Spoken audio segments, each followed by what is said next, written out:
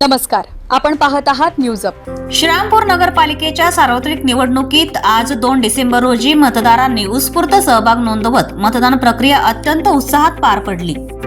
सुमारे 72% अधिक मतदान झाल्याची माहिती निवडणूक विभागाकडून देण्यात आली आहे।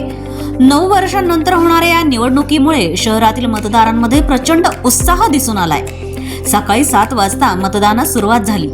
सुरुवातीच्या तासांमध्ये थंडीमुळे मतदार संख्या कमी होती।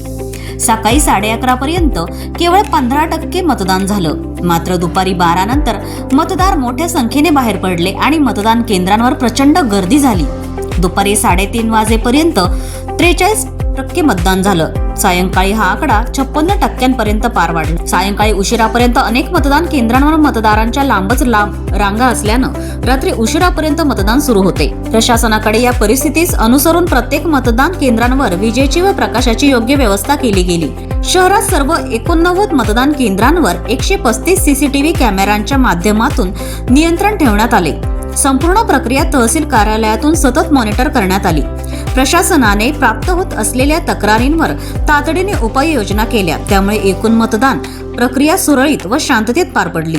मतदान प्रक्रियेचे नियोजन निवडणूक निर्णय अधिकारी किरण सावंत पाटील, तहसीलदार मिलिंदकुमार वाघ, मुख्याधिकारी मच्छिंद्र घोलप आणि त्यांच्या टीमने अत्यंत काटेकोरपणे सांभाळले। नगराध्यक्षपद आणि नगरसेवक पदासाठी उमेदवारांचे भवितव्य ईएम मशीनमध्ये लॉक झाले असून 21 डिसेंबर रोजी निकाल जाहीर करण्यात येणार आहे। अशाच विश्वासार्ह आणि खरी बातमी पाहण्यासाठी न्यूज अप चॅनलला लाईक आणि सबस्क्राईब करा। धन्यवाद।